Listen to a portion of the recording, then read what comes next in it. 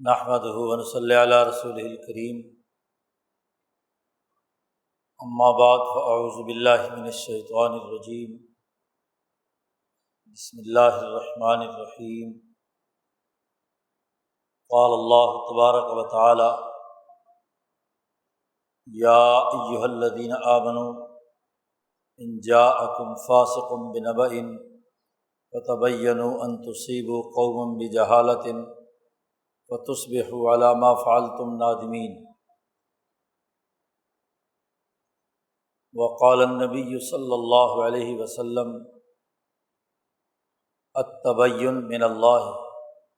والعجلۃ من الشیطان۔ وقال النبی صلی اللہ علیہ وسلم: کانت بنو اسرائیل تسوسهم الانبیاء کلما ہلک نبی خالفہ نبی وانہ لا نبی بعدی سیکون خلفاء فیکثرون۔ وقال النبی صلی اللہ علیہ وسلم: لا تزال طائفة من امتی قائمین علی الحق لا یضرهم من خالفہ۔ صدق اللہ مولانا العظیم وصدق رسولہ النبی الکریم۔ معزز دوستو، دین اسلام مسلمان جماعت کی تعلیم و تربیت کا، عقل و شعور کا، دنیا اور آخرت میں کامیابی کا ایک ایسا تربیتی نظام بیان کرتا ہے کہ جس پر عمل کر کے مسلمان جماعت دنیا اور آخرت میں کامیابی کے مراحل طے کر سکتے ہیں۔ ایمان والی جماعت کے فرائض اور ذمہ داریاں کیا ہیں؟ معاشروں میں رہنے کا طریقہ کار اور آداب کیا ہے؟ انسانی معاشروں کی تشکیل کے لیے کن بنیادی اخلاقیات کی پابندی کرنا ضروری ہے؟ قرآن حکیم میں اللہ تبارک و تعالیٰ نے اس حوالے سے بڑی جامع اور نپی تلی ہدایات جاری کی ہیں۔ نبی اکرم صلی اللہ علیہ وسلم نے جب مکے کی ظالمانہ طاقت کو ختم کر کے مدینہ منورہ میں ایک انسان دوست ریاست تشکیل دی، مدینے کے معاشرے، سماج، سیاست، معیشت اور سوسائٹی کی دیگر ذمہ داریوں کو منظم کرنا شروع کیا، ان تمام آداب، اجتماعی اخلاق جو کسی بھی انسانی معاشرے کو ترقی اور کامیابی کی منازل طے کرواتے ہیں، رسول اللہ صلی اللہ علیہ وسلم نے اس پر ہدایات جاری کی۔ ایسے موقع پر قرآن حکیم کی جو آیات نازل ہوئیں انہوں نے بھی جامع ہدایات دی۔ انہی میں سے ایک اہم ترین سورۃ الحجرات، فتح مکہ کے بعد یہ سورۃ مبارکہ نازل ہوتی ہے اور مسلمانوں کے آپس کے تعلقات، ڈسپلن اور آداب سے متعلق بڑی اہم ہدایات اس سورۃ مبارکہ میں دی گئی۔ ان ہدایات کی پابندی کے بغیر کوئی بھی معاشرہ کامیابی کے منازل طے نہیں کر سکتا۔ یہ آیت مبارکہ جو ابھی خطبے میں تلاوت کی گئی ہے، یہ اسی سورۃ الحجرات کی ہے۔ بڑی ضرورت تھی کہ انسانی معاشروں میں جو پیچیدگیاں، متنوع قسم کے تضادات موجود ہیں، ان تضادات کو ختم کرنے، اجتماع کی درست خطوط پر شیرازہ بندی کرنے، طاقت اور قوت کو مجتمع کر کے انسانی فائدے کے لیے استعمال کرنے کا نظام وضع کیا جائے، اور جاہلیت کے زمانے کی جو رویے، طریقہ کار، اس زمانے کا جو فسق و فجور اور محض شکوک و شبہات کی بنیاد پر دنگا فساد کرنے کا عمل تھا، لڑائی جھگڑے تھے، دلوں میں بغض و عناد تھا، اسے ختم کرنے کے لیے اس پوری صورت میں ہدایات دی گئی۔ ان میں سے یہ ایک بڑی اہم ہدایت ہے۔ اللہ نے ارشاد فرمایا، یا ایھا الذین آمنوا، اے ایمان والو، ان جاءکم فاسق بنبأ، اگر کوئی فاسق و فاجر تمہیں آ کر کوئی خبر بتلائے کسی واقعے کے بارے میں، کسی ایونٹ کے سلسلے میں، کسی معاملے کے سلسلے میں، کسی جماعت اور قوم کے سلسلے میں، کسی پارٹی کے سلسلے میں کوئی خبر تمہارے تک پہنچائے تو فتبینوا، تو اس کی اچھی طرح تحقیق کر لیا کرو۔ بغیر کسی تحقیق کے آمدہ خبر پر اقدام کرنا یہ درست نہیں ہے۔ تحقیق و تفتیش اس لیے ضروری ہے کہ ان تصیبوا قوما بجہالۃ، کہیں تم اس خبر کی بنیاد پر کسی قوم اور پارٹی پر حملہ آور ہو جاؤ، اور پھر فتصبحوا علی ما فعلتم نادمین، اور پھر اس کے بعد تم شرمندہ ہو کہ ہم نے ایک جھوٹی خبر پر ایکشن لیا ہے، ایک جھوٹی بات پر ہم نے یہ اقدام کیا ہے، اور بعد میں ندامت کے آنسو بہاؤ، معذرتیں کرو کہ غلطی ہو گئی۔ اقدام سے پہلے لازمی اور ضروری ہے کہ فتبینوا، اس کی تحقیق و تفتیش کرو کہ وہ خبر،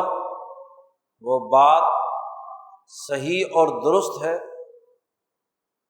یا کسی فاسق نے، جھوٹے آدمی نے جھوٹ گھڑ کے تمہیں اکسایا ہے کسی دوسری قوم کے خلاف۔ یہ بڑا اہم ادب ہے انسانی معاشروں میں۔ سوسائٹی کی ٹوٹ پھوٹ کے لیے یہ طریقہ کار اختیار کیا جاتا ہے کہ جماعتیں اور گروہ اپنا من پسند طریقہ کار اختیار کر کے کسی دوسرے کے خلاف جھوٹا پروپیگنڈا کرتا ہے جو بددیانتی پر مشتمل ہوتا ہے،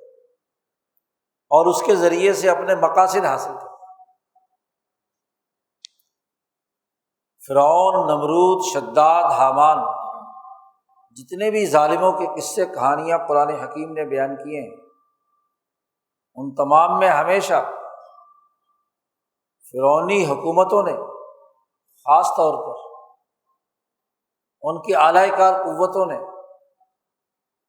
ہمیشہ اسی طرح کے اقدامات کیے ہیں۔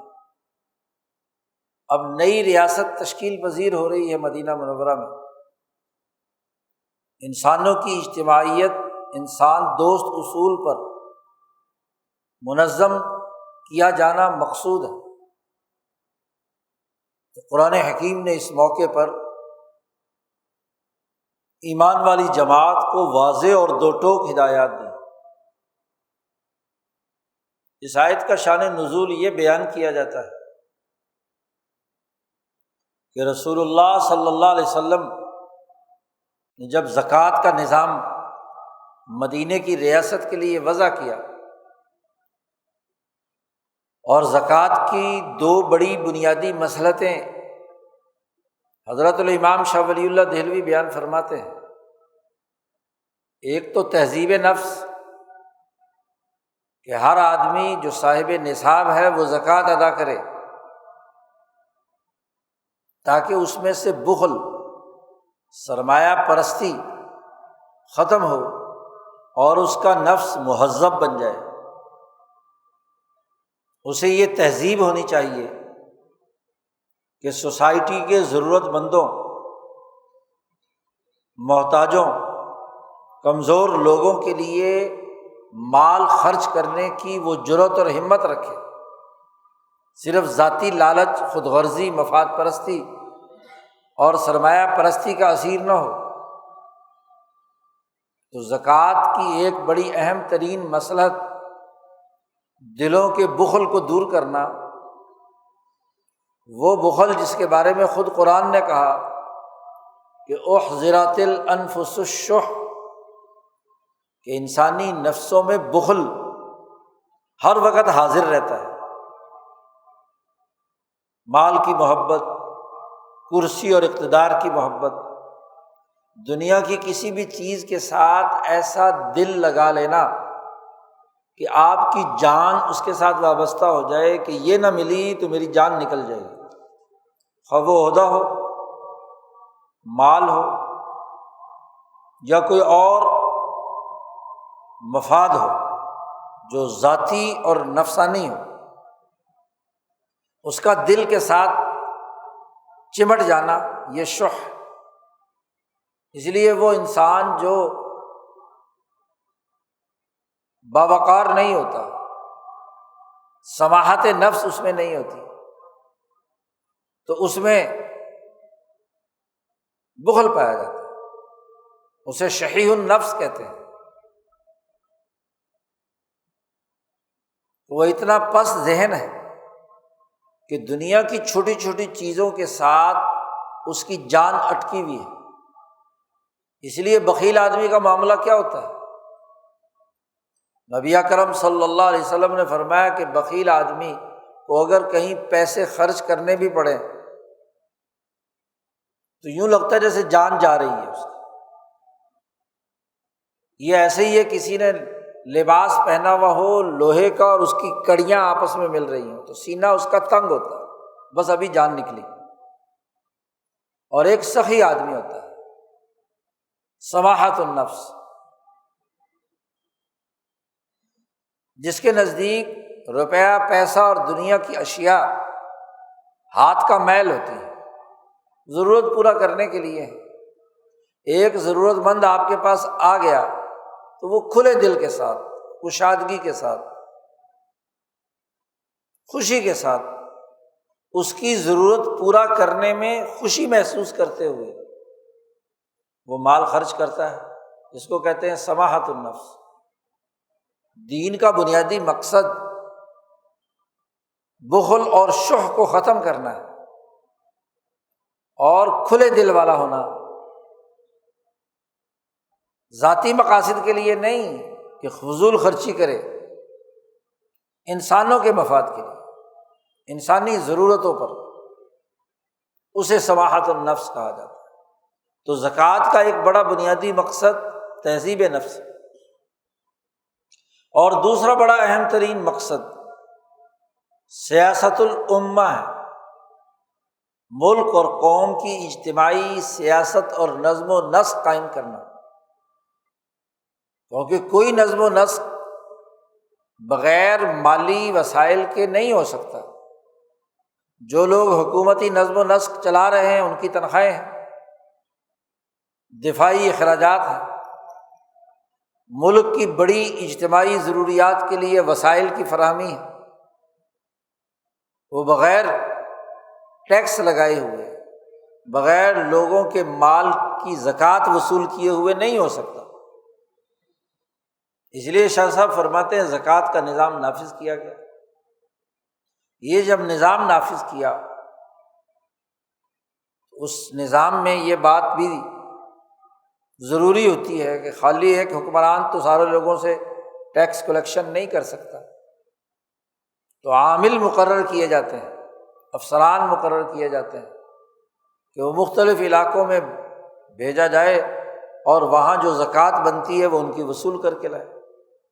کہ ایک آدمی، حضور اقدس صلی اللہ علیہ وسلم نے ایک ایک قبیلے کی طرف ایک ایک آدمی بھیجا کہ عامل کہ جاؤ وہاں سے زکوٰۃ اکٹھی کر کے لاؤ۔ ان میں ایک آدمی ولید ابن عقبہ ابن ابی معیط، اسے بھیجا رسول اللہ صلی اللہ علیہ وسلم نے۔ بنی المصطلق ایک قبیلہ تھا، ان سے زکوٰۃ وصول کرنے کے لیے۔ یہ مکے کا بڑا قریشی ہے، مکے والوں اور بنی المصطلق کے درمیان کافی عرصہ اختلافات کی نوعیت رہی۔ تو جب ان کو مصدق یعنی صدقہ وصول کرنے والا بنا کر بھیجا، عامل بنا کر بھیجا، تو راستے میں شیطان نے وسوسہ ڈالا کہ تیری تو ان کے ساتھ بڑی دشمنی رہی ہے پرانی، تو اب تو ان سے زکوٰۃ وصول کرنے جائے گا تو کہیں تو یہ جان سے نہ مار دے۔ اچھا، انہیں جب پتہ چلا کہ رسول اللہ صلی اللہ علیہ وسلم کا نمائندہ زکوٰۃ لینے آ رہا ہے، تو وہ اپنے قبیلے سے باہر آ کر انہوں نے استقبال کرنے کا ارادہ کیا کہ کیونکہ حضور کا فرستادہ آ رہا ہے تو ہم اس کا استقبال کریں۔ اب وہ جمع ہوئے ہوئے تھے استقبال کے لیے۔ اس نے دور سے جو دیکھا کہ یہ سارے جمع ہوئے ہیں، اس نے کہا ہو نہ ہو یہ ضرور تجھے ماریں گے، قتل کریں گے۔ تو اس نے وہاں سے واپسی کی دوڑ لگا دی اور آ کر رسول اللہ صلی اللہ علیہ وسلم سے کہا کہ اس قوم نے تو زکوٰۃ دینے سے انکار کر دیا اور مجھے قتل کرنا چاہتے تھے، میں تو جان بچا کے بھاگ آیا۔ نبی اکرم صلی اللہ علیہ وسلم کو جب یہ پتہ چلا کہ اس قبیلے نے زکوٰۃ دینے سے انکار کر دیا اور میرے نمائندے کے قتل کرنے کے درپے ہوئے، تو یہ تو سسٹم کی بڑی خلاف ورزی ہے، حکومتی رٹ کو چیلنج کرنا ہے۔ نبی اکرم صلی اللہ علیہ وسلم کو شدید غصہ آیا، صحابہ تک بات پہنچی تو تمام لوگ غصے میں ہیں کہ ان کو یہ جرأت کیسے ہوئی کہ انہوں نے اس ڈسپلن کو توڑا۔ ادھر سے کہتے ہیں زکوٰۃ دیں گے اور جب لینے گیا تو زکوٰۃ دینے سے انکار کر دیا۔ وہ جو قبیلے والے کھڑے تھے استقبال کے لیے، انہوں نے دیکھا کہ یہ تو بندہ بھاگ گیا، تو انہیں کوئی یہ خیال آیا کہ شاید رسول اللہ صلی اللہ علیہ وسلم نے کسی اور کام کے لیے اس کو واپس بلا لیا۔ تو وہ ایک دن انتظار کرتے رہے، پھر اگلے دن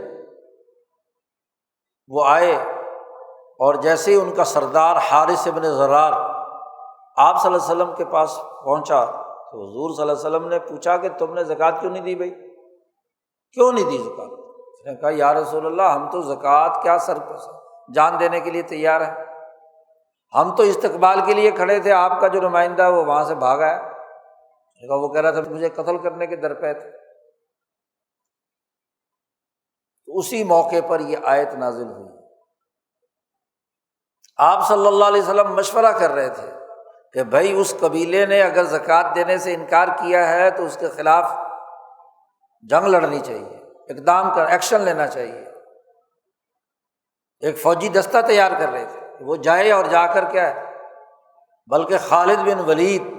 رضی اللہ تعالیٰ عنہ کو فوجی دستہ دے کر بھیجا اور کہا کہ پہلے انتظار کرنا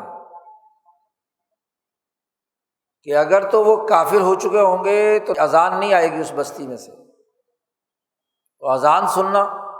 اور خفیہ طور پر کہ انہیں پتہ نہ چلے، معلومات لینا کہ اصل صورتحال کیا ہے۔ خالد وہاں پہنچے تو رات ہو چکی تھی، مغرب اور عشاء دونوں وقت میں انہوں نے کان لگا کر قبیلے کے بارے میں سنا، تو انہوں نے مغرب کی اذان بھی دی، نماز بھی پڑھی، عشاء کی اذان بھی دی، نماز بھی پڑھی۔ انہوں نے کہا بھی یہاں تو ایسا کوئی مسئلہ بغاوت کا یا اس کا نہیں ہے، اور اپنے جاسوسوں کے ذریعے سے معلومات لیں تو حقیقت بالکل خلاف نکلی۔ اور پھر اس کے بعد خالد نے اپنا نمائندہ ہونا بتلایا اور کہا کہ بھی جو زکوٰۃ تم نے دینی تھی لاؤ میرے حوالے کرو۔ اس طرح زکوٰۃ وصول ہوئی، لیکن اللہ نے اس وقت بالکل واضح طور پر ہدایت دے دی، ان لوگوں کی صفائی بھی ہو گئی۔ اور یہ ولید نے جو اپنی طرف سے محض وہم کی بنیاد پر کہ جی چونکہ مکے میں کے زمانے میں، جاہلیت کے زمانے میں ہماری ان سے لڑائی تھی تو ضرور اس کا بدلہ لینے کے لیے یہ کیا ہے، یہ کام کر رہے ہیں، اس پر اللہ نے کہا کہ ان جاءکم فاسق، فاسق کا اطلاق اس پر ہوتا ہے کہ جو بظاہر کسی آئین، قانون، دستور کو مانتا ہو لیکن اس پر عمل درآمد نہ کرے، اس کی خلاف ورزی کرے، ڈسپلن کو توڑے، ایک ڈسپلن کو مانے بظاہر اور پھر اس پر عمل درآمد نہ کرے، جو اس ڈسپلن میں پروسیجر طے ہو چکے ہیں ان پر عمل نہ کرے، ان کو نظر انداز کر دے، خود ہی آئین کا حلف اٹھائے اور پھر آئین توڑے، خود ہی ایک بنیادی دستور کو تسلیم کرے، مسلمان ہو، کلمہ پڑھے، اور پھر اسلام کے احکامات اور ہدایات اور اس کے اعمال اور اس کے طریقہ کار کو قبول نہ کرے، عمل نہ کرے۔ اگر تو دل سے یہ ہے تو پھر یہ فاسق بمعنی کافر ہے، کیونکہ اصل میں تو اس نے کفر اختیار کیا ہے۔ وہ جو اسلام کا لفظ استعمال کیا ہے، کسی آئین اور قانون کا لفظ استعمال کر رہا ہے کہ میں اسے مانتا ہوں، تو وہ تو دراصل اس کا منکر ہے، اس کا انکار کر رہا ہے۔ تو کافر کے لیے بھی لفظ فاسق قرآن حکیم نے استعمال کیا ہے۔ اور جو آدمی سوسائٹی میں جھوٹ بولتا ہے، کسی آئین پر ایمان تو رکھتا ہے لیکن کسی وقتی مفاد یا کسی جزوی معاملے کے اندر اپنی خواہش کے مطابق حقیقت کے برعکس بات گھڑتا ہے، جھوٹ بولتا ہے، بددیانتی کا ارتکاب کرتا ہے، لین دین اور معاملات خراب کرتا ہے، عمل نہیں کرتا، تو وہ بھی فاسق ہے۔ فقہاء نے تعریف کی ہے کہ گناہ کبیرہ کا ارتکاب کرے کوئی آدمی، یعنی وہ تمام باتیں جن کے کرنے پر اللہ نے جہنم کی وعید سنائی ہے یا دنیا میں کوئی حد اور سزا مقرر کی ہے، گناہ کبیرہ ہے۔ تو ایسا گناہ کبیرہ جو ہے اگر اس کا ارتکاب کرے تو فاسق ہے، اور اگر گناہ صغیرہ ہو تو ایک آدھ دفعہ کی غلطی تو چونکہ انسانوں سے ہو ہی جاتی ہے، لیکن اگر گناہ صغیرہ پر اصرار کرے، اس پر عمل درآمد بھی کرے اور اسے عادت بنا لے تو وہ بھی تو فاسق ہے۔ اب ریاست کی تشکیل کے موقع پر یہ بات واضح کرنا کہ جو مسلمان ہے، مومن ہے، کہ اس ڈسپلن کا فرما بردار ہے، اس امن و امان کو یقینی بنانے کے لیے اسے کردار ادا کرنا ہے جو اللہ اور اس کے رسول نے متعین کر دیا ہے، تو وہ تو سوسائٹی کا مفید شہری ہے، وہ تو انسانی اجتماعیت کی تشکیل کے لیے کردار ادا کرنے والا فرد ہے۔ اور جو آدمی اسے توڑتا ہے، منکرات اختیار کرتا ہے، اس اجتماعی ڈسپلن کو توڑتا ہے، اپنے ہی بنائے ہوئے قاعدوں کی خلاف ورزی کرتا ہے، تو اس کا مطلب یہ ہے کہ وہ سوسائٹی کو توڑ کر انارکی کی طرف لے جانا چاہتا ہے اور ذاتی مفادات کے لیے حکومتی طاقت کا استعمال کرتا ہے۔ اب مدینہ منورہ اور بر المصطلق کے درمیان گویا کہ لڑائی پیدا کرنے کا سبب تھا نا یہ پوری خبر، اور رسول اللہ صلی اللہ علیہ وسلم اور آپ کی فوج کو ابھارنا تھا کہ اس قوم کے خلاف کیا ہے ایکشن لیا کہ اس نے حکومتی نمائندے کی رٹ چیلنج کی ہے، خلاف ورزی کی ہے، اس نے بیت المال میں ریاست کے نظم و نسق کے لیے جو وسائل کی فراہمی ہے اس میں رکاوٹ پیدا کی، تو قرآن نے اسے فاسق قرار دیا۔ اب آپ دیکھیے قرآن حکیم نے نوح علیہ السلام سے لے کر رسول اللہ صلی اللہ علیہ وسلم تک کے ایسے تمام واقعات اور گزشتہ قوموں کے قصص بیان کیے ہیں جن میں فرعون صفت حکمرانوں نے سوسائٹی کو تقسیم کرنے، ذاتی گروہی مفادات کو حاصل کرنے کے لیے اس طرح کے اقدامات کیے، جھوٹ پھیلایا، فسق و فجور سے کام لیا ہے۔ قرآن فرعون کا تذکرہ کرتا ہے، ان فرعون علا فی الارض وجعل اہلہا شیعا، باقاعدہ پلان کے ساتھ مصر میں رہنے والی قوموں کو شیعاً ٹکڑوں ٹکڑوں میں بانٹ دیا، اور وہ اسی طرح ایک قوم کو دوسرے کے خلاف بھڑکا دیا، اس کو اس کے خلاف بھڑکا دیا، لڑائی پیدا کر دی۔ وہ بنی اسرائیل جو حضرت یوسف علیہ السلام کے زمانے سے مصر کی تہذیب و ترقی کے لیے کردار ادا کر رہے تھے، اور انہوں نے وہاں مصر میں بلا تفریق رنگ نسل مذہب تمام انسانوں کے لیے 100 سال انسان دوست نظام قائم کیے رکھا۔ جب فرعونی نظام قائم ہوتا ہے تو اسی صاحب اقتدار قوت کو غلام بنا لیا، بدترین تشدد کیا، ان کے لڑکوں کو قتل کیا، ان کی لڑکیوں کو زندہ رکھا، اور فرعون کی گسٹاپو فوج بنی اسرائیل کے گھروں میں داخل ہو کر عورتوں کے پیٹ چیک کرتی تھی کہ لڑکا پیدا ہو رہا ہے یا لڑکی پیدا ہو رہی ہے۔ اس کے جاسوس پھرتے رہتے تھے کہ کس بنی اسرائیلی عورت کو حمل ہے،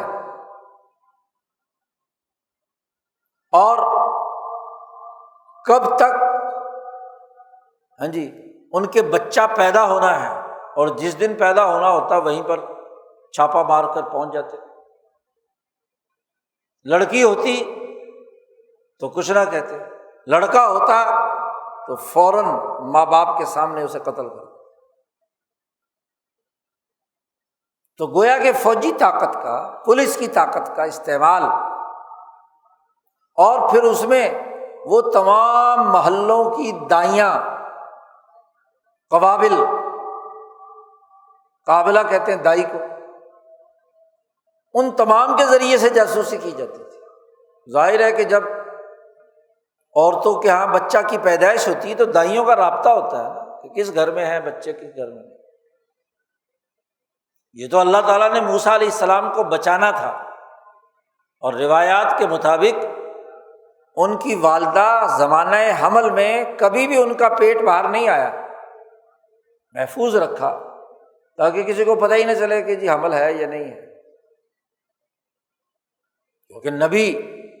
جو پیدا ہونے والے ہیں اور انہوں نے اسی فرعون کے خلاف، اس پورے ظلم و جبر کے خلاف آزادی کی جنگ لڑنی ہے، تو ان کی حفاظت کا اللہ نے انتظام کیا۔ کسی کو نہیں پتا تھا کہ ان کے کوئی بچہ ہونے والا ہے۔ اب جب پتہ تو نہیں تھا، اسی لیے تو کچھ دن شروع کے گزر گئے چھپا کر، تو کسی کو پتہ ہی نہیں تھا، ورنہ تو وہ تو سر پر ٹائمنگ تک انہیں پتہ تھی کہ یہ بچہ پیدا ہونے والا ہے اور پہنچ جاؤ، پڑتال کرو۔ لیکن کب تک چھپاتی؟ تو وہاں اللہ نے کہا کہ بھئی اس کو تابوت میں رکھو اور دریا میں پھینک دو، اللہ تعالیٰ حفاظت کرنے والا۔ یعنی ظلم و ستم کی انتہا ہے، کہ جو 200 سال پہلے بنی اسرائیل مصر کے حکمران یوسف علیہ السلام کے زمانے میں قحط سے بچے زندہ رہے، جن کی زندگی مرہونہ منت ہے، یوسف علیہ السلام کی جد و جہد کی، وہی لوگ اس صاحب اقتدار جماعت کو ذلیل اور رسوا یہاں تک کرتے ہیں، غلام بناتے ہیں، کام لیتے ہیں، ذلت مسلط کرتے ہیں، اور قتل و غارت گری کا پورا نظام بنایا ہوا، اور جھوٹا کاہنوں نے کہہ دیا، ادھر ادھر سے کیا سنی سنائی باتیں، جھوٹا پروپیگنڈا بنی اسرائیل کے خلاف۔ آپ دیکھیے یہی ابراہیم علیہ السلام کے خلاف، نوح علیہ السلام کے خلاف، صالح اور ہود علیہ السلام کے خلاف، جی داؤد علیہ السلام کے خلاف، طالوت کے خلاف، عیسیٰ علیہ السلام کے خلاف، خود محمد مصطفیٰ صلی اللہ علیہ وسلم کے خلاف، پوری ایک تاریخ ہے کہ جھوٹا الزام لگاؤ۔ نبی اکرم صلی اللہ علیہ وسلم کو کہتے ہیں کہ یہ جی ہمارے خاندانوں میں لڑائی پیدا کرانے کے لیے آ گئے، یہ تو تمہارے پرانے سسٹم کی خلاف ورزی کر رہے ہیں، لہذا شیطان کے زیر اثر ابو جہل کہتا ہے کہ ان سے جان چھڑاؤ۔ موسیٰ علیہ السلام نے جب فرعون کے دربار میں یہ دعوت دی حق کی، تو فرعون کہتا ہے کہ یہ تمہارا جو بہترین سسٹم ہے لوٹ کھسوٹ کا، اسے ختم کرنا چاہتا ہے۔ بطریقتکم المثلی، مثالی جو تمہارا طریقہ ہے نا، قبطیوں کو، حکمران طبقے کو، لوٹ مار کرنے والوں کو، کہ تم جو بڑا لوٹ مار کا مثالی نظام بنا رکھا ہے، یہ بنی اسرائیل کی آزادی کی بات جو کر رہے ہیں موسیٰ علیہ السلام، یہ تو تمہارے اس سسٹم کو کیا ہے، ختم کرنا چاہتا ہے۔ جھوٹی بات۔ اور پھر جس رجل مومن نے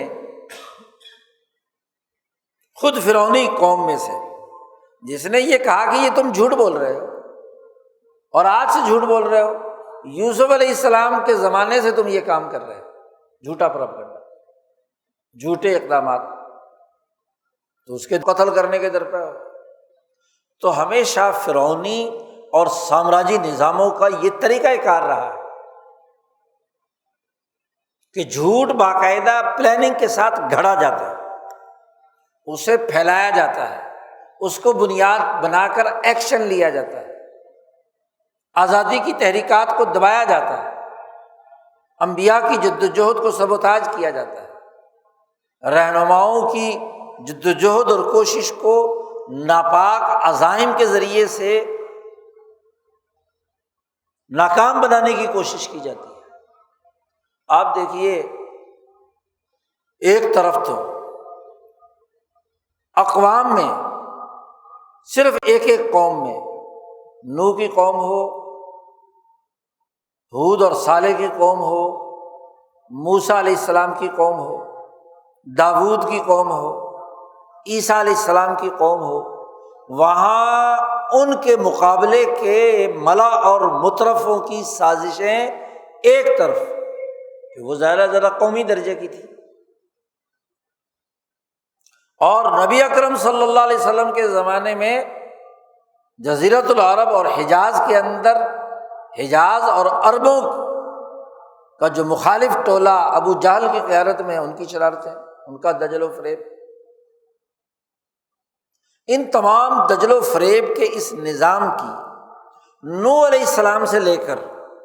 رسول اللہ صلی اللہ علیہ وسلم تک تمام انبیاء نے قوموں کو بتلایا کہ یہ جو دجل و فریب ہے، یہ جو جھوٹ کا نظام ہے، یہ جو جھوٹ کا اور فسق و فجور کا طریقہ کار ہے، اس سے بچ کر رہنا۔ رسول اللہ صلی اللہ علیہ وسلم نے فرمایا کہ سب سے پہلے دجال کے بارے میں باخبر کرنے والے نوح علیہ السلام، اور ان کے بعد سے ہر نبی نے دجالیت کے خلاف مزاحمتی شعور دیا، تربیت دی، فہم و شعور اور حکمت عملی کے ساتھ کام کرنے کا طریقہ کار وضع کیا۔ اور رسول اللہ صلی اللہ علیہ وسلم نے فرمایا کہ بھائی میں ایک ایسی بات دجال کے بارے میں بتلاتا ہوں کہ اس کی یہ علامتیں ہوں گی، علامات بھی بتلا دی۔ تو دجل و فریب کا پورا پول کھولا ہر دور کے انبیاء نے۔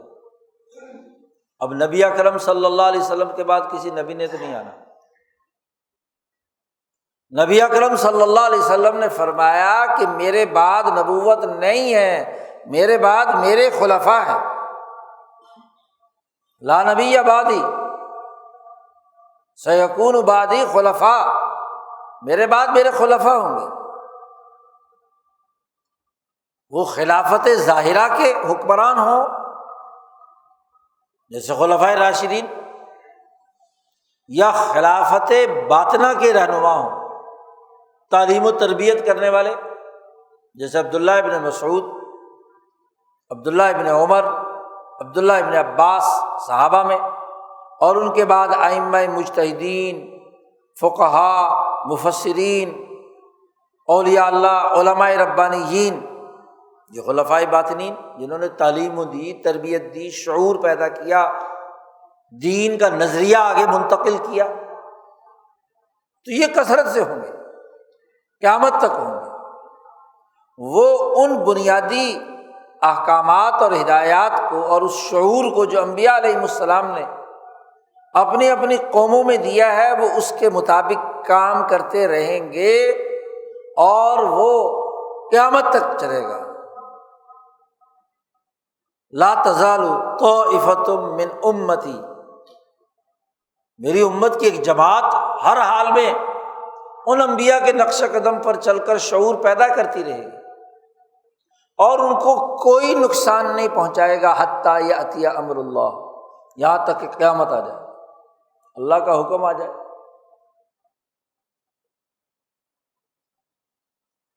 اسی طرح وہ تو قومیں نوح علیہ السلام کے دشمنوں سے لے کر ابو جہل تک، وہ تو صرف اپنی اپنی قوم کے دجال تھے۔ اب جیسے جیسے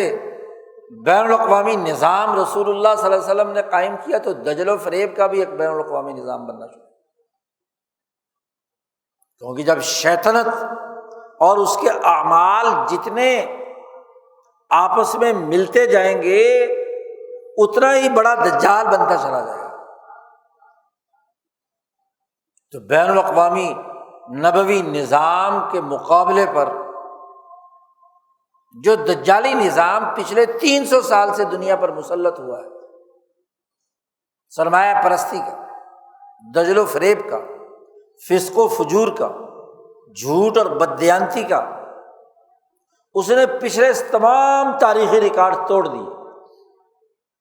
کیونکہ وہ قوموں کے چھوٹے چھوٹے دجل تھے اور جھوٹ تھے۔ ڈیوائڈ اینڈ رول ایک قوم کا تھا،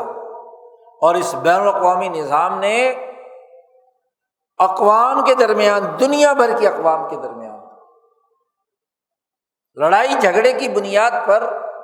ظلم و ستم اور لوٹ کھسوٹ کا، مالا اور مترف کا انسانیت دشمن نظام قائم کیا، اور وہ اتنا تہ در تہ اور پیچ در پیچ بنایا گیا کہ جس کے ذریعے سے اپنے اقتدار کو، اپنے ظلم و ستم کے نظام کو مسلط رکھا ہے۔ آپ افریقہ، ایشیا اور امریکہ کی دریافت کے بعد بر اعظم امریکہ، ان تمام معاشروں کی پوری تاریخیں اٹھا کر دیکھیں پچھلے 300 سال کی، کس کس دجل، کس کس فریب، کس کس فسق، کس کس جھوٹ کے ذریعے سے وہاں کی انسانیت کو قتل کیا گیا، ان پر حکومتیں مسلط رکھی گئیں، ان کے وسائل لوٹے گئے، اس کی ایک پوری تاریخ۔ ایک زمانے میں اس کا نمائندہ اس عالمی سرمایہ داری نظام کا برطانیہ، اور آج امریکہ۔ دنیا بھر میں جہاں بھی اقدامات کیے گئے تو اس کے اقدام کے پیچھے افتراق و انتشار کا، ڈیوائڈ اینڈ رول کا وہ نظام ہمیشہ کار فرما رہا کہ جس کے ذریعے سے اقتدار کو مضبوط رکھا جائے، فرعونی نظام مسلط رہے، اور اس کے لیے جو حربے اختیار کیے گئے وہ انتہائی خوفناک اور بھیانک تھے، جھوٹ پر مبنی۔ باقی ملکوں کی تاریخ تو بڑی وسیع ہے، آپ 200 سالہ انگریز کا اس خطے کے اندر جو تسلط ہے اس کی تاریخ کو ہی سامنے رکھ لیں۔ جس دن سے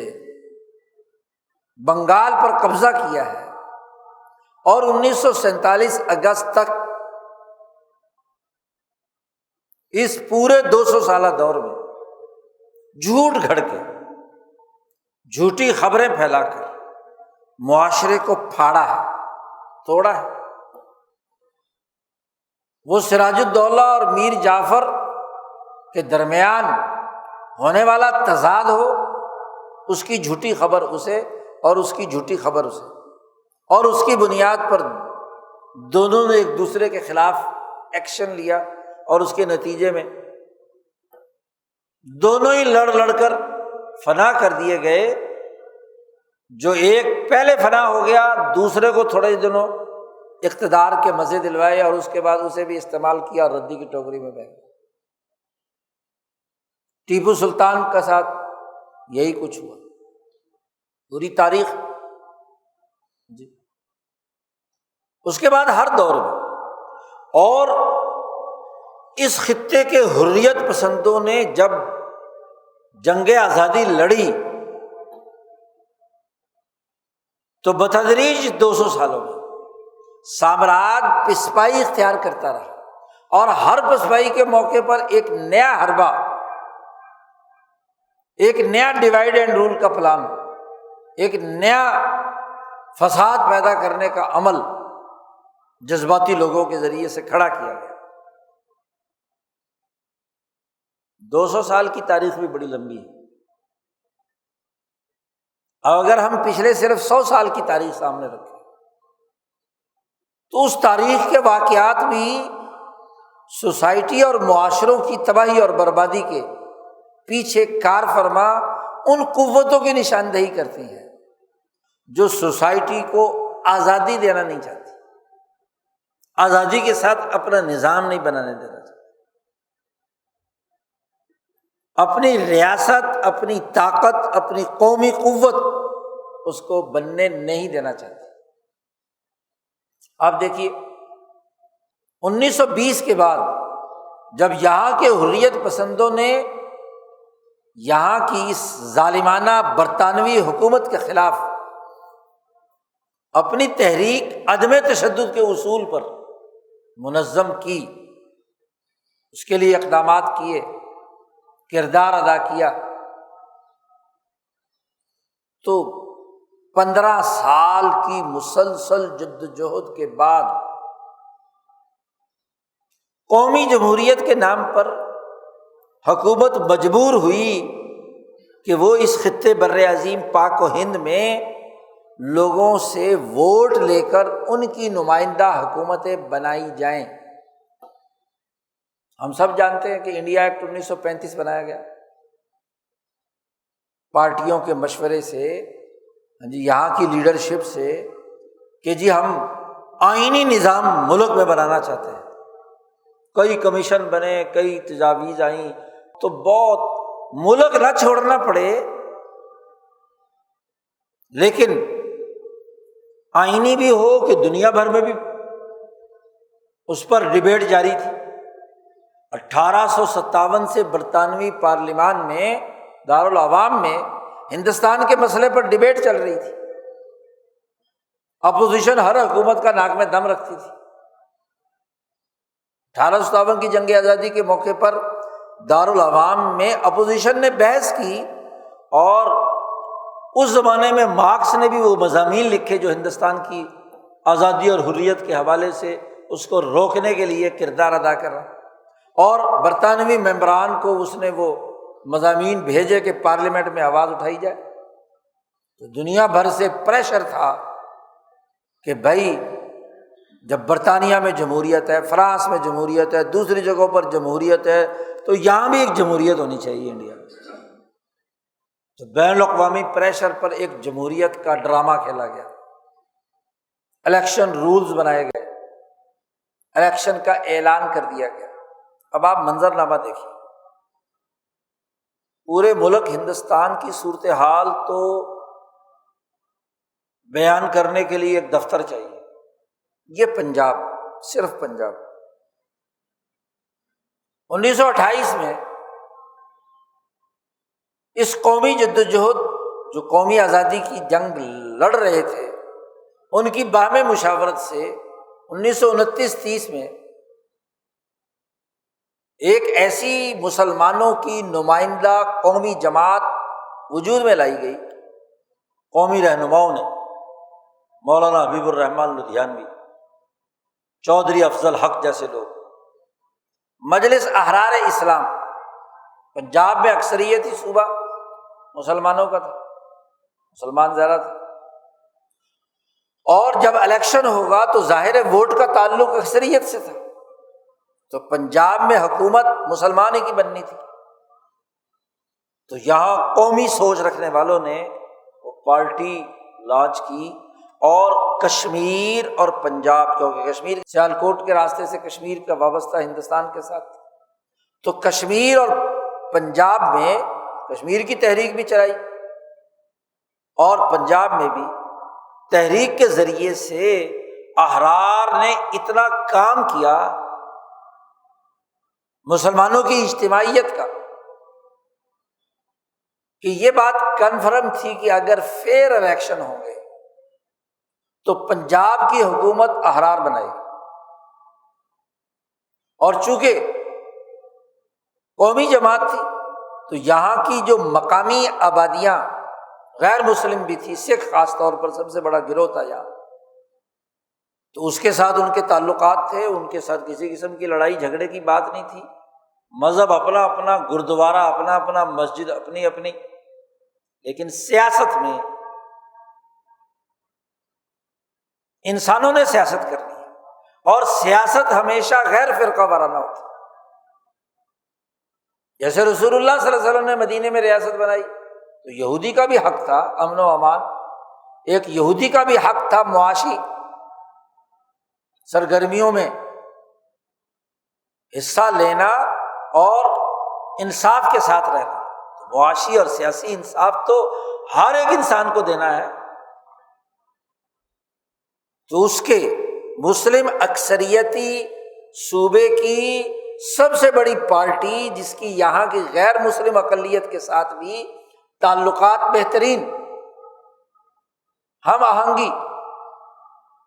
بالفرض اگر سکھ اپوزیشن میں بھی آتے ہیں